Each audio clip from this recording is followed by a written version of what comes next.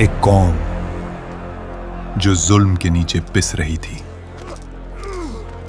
उन पर रोमन हुक्मरानों के कोड़े बरस रहे थे। उनके शहरों पर गैरों का कानून था। बनी इज़राइल, उनके लोग कहते, ऐ अल्लाह, हमें बचा ले, हमारे लिए कोई रहनुमा भेज दे। और जब अल्लाह ने उनकी फरियाद सुनी और आसमान से उनकी मदद के लिए एक नबी भेजा, ईसा इब्ने मरियम, वो नबी जो उनके लिए शिफा बना, जो उनके लिए उम्मीद बना, जो उनके लिए जिंदा मौजिज़ा बनकर आया। मगर तारीख का सबसे दर्दनाक धोखा यहीं से शुरू हुआ। कत्ल। जिस नबी को भेजा गया था उनकी मदद के लिए, उसी नबी को फंसाने का मंसूबा बना लिया गया। और जो होने वाला था वो सिर्फ एक कत्ल नहीं था, वो तारीख का सबसे बड़ा धोखा था।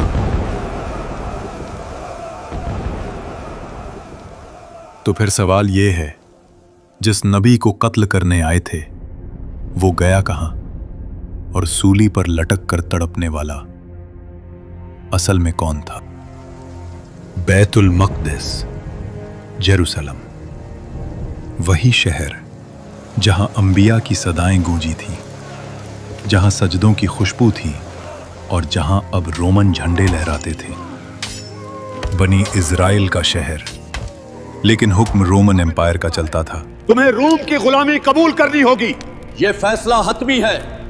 गलियों में रोमन सिपाही, जुल्म आम था, इंसाफ महंगा और हक बोलना जुर्म। रोमन कानून के नीचे बनी इज़राइल सिर्फ सांस ले रहे थे, जीना उनके इख्तियार में नहीं था। इसी अंधेरे दौर में अल्लाह ने अपनी रहमत का सिलसिला शुरू किया। हज़रत ज़करिया अलैहिस्सलाम, कुरान कहता है वो नबी भी थे और हज़रत मरियम अलैहिस्सलाम के कफील भी। एक दिन ज़करिया अलैहिस्सलाम महरब में गए तो देखते कि मरियम अलैहिस्सलाम के पास ऐसा रिस्क था जो इस शहर की जमीन पर मिल ही नहीं सकता था। ज़करिया अलैहिस्सलाम ने पूछा, ऐ मरियम, ये तुम्हें कहां से मिला? मरियम अलैहिस्सलाम ने कहा, ये अल्लाह की तरफ से है। यहीं से ज़करिया अलैहिस्सलाम के दिल में यकीन और गहरा हो गया और ये वक़िया अपनी बीवी को बताया। फिर उन्होंने दुआ मांगी और अल्लाह ने बुढ़ापे में हज़रत यहया अलैहिस्सलाम अता कर दिए। कुरान कहता है यहया अलैहिस्सलाम बचपन ही से हिकमत और तकवे का निशान थे। और दूसरी तरफ अल्लाह ने वो कर दिखाया जो अकल से बाहर था। एक दिन मरियम अलैहिस्सलाम के पास एक फरिश्ता आया। मरियम अलैहिस्सलाम उस फरिश्ते से अनजान थीं और उन्होंने कहा, मैं रहमान की पनाह लेती हूँ, अगर तू परहेजगार है तो दूर रह। जवाब आया, मैं तेरे रब का भेजा हुआ फरिश्ता हूँ। फिर वो अल्फाज जो तारीख बन गए, मैं अल्लाह की तरफ से तुझे एक पाक बेटे की खुशखबरी देने आया हूँ। मरियम अलैहिस्सलाम ने कहा, मुझे बेटा कैसे हो सकता है जब किसी मर्द ने मुझे छुआ नहीं? जवाब सिर्फ इतना था, ये तेरे रब का फैसला है और अल्लाह हर चीज पर कादिर है। मरियम अलैहिस्सलाम समझ चुकी थीं, ये बशारत नहीं, इम्तिहान है। और बैतुल मक़दिस को अभी पता भी नहीं था कि जल्द ईसा इब्ने मरियम पैदा होने वाले हैं। और जब हज़रत ईसा अलैहिस्सलाम पैदा हुए तो लोग बोल उठे, ये कैसा जुर्म है? मगर अल्लाह ने गोद में मौजूद बच्चे से जवाब दिलवा दिया, मैं अल्लाह का बंदा हूं, उसने मुझे नबी बनाया। ये सिर्फ जवाब नहीं था, ये बैतुल मक़दिस के लिए तनबीह थी। कुछ ही अरसे बाद ईसा अलैहिस्सलाम ने तबलीग शुरू की।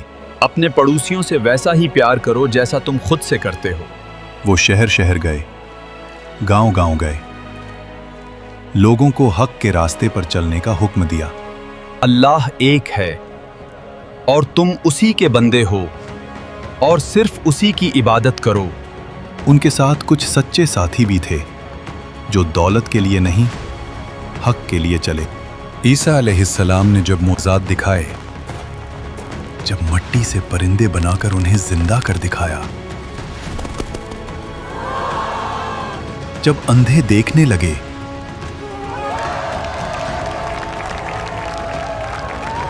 जब मुर्दे जिंदा हुए, तो आम लोग अल्लाह के रास्ते की तरफ झुकने लगे।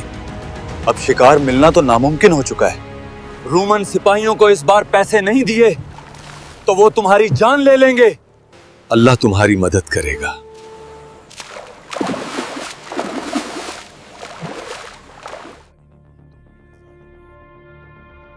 अब जाल उठाओ।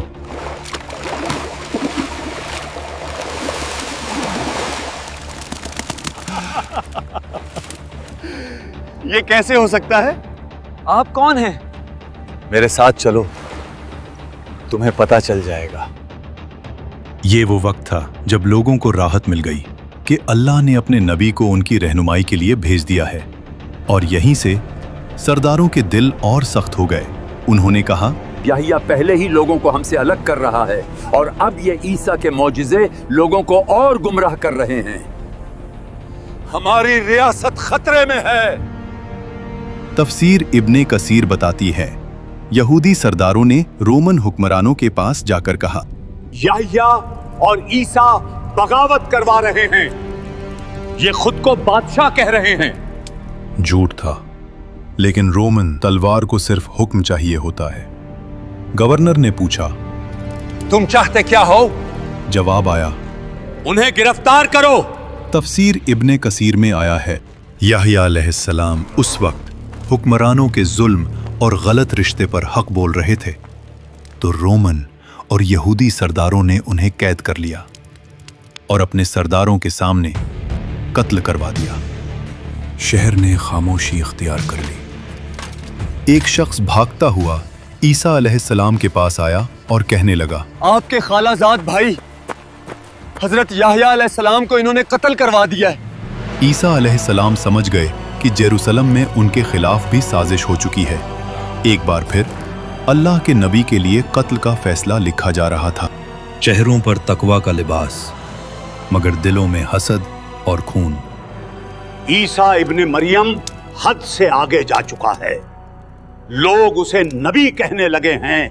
अगर ये जिंदा रहा तो हमारी अदालत, हमारी तौरात की तशरीह सब खत्म हो जाएगी।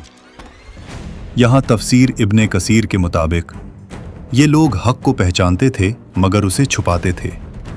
हमने पहले भी याहिया को खामोश कर दिया था। खामोशी छा गई। जवाब आया, ईसा का भी अंजाम वही होगा, मगर हम खुद हाथ गंदे नहीं करेंगे। सब समझ गए। एक रब्बी ने कहा, हम रोम के सरदारों को कहेंगे कि ईसा बगावत कर रहा है, ये खुद को बादशाह कहता है। फिर कलम उठाया गया। ईसा इब्ने मरियम कौम के लिए खतरा। उस कागज पर मोहर लगी और फैसला सुना दिया गया।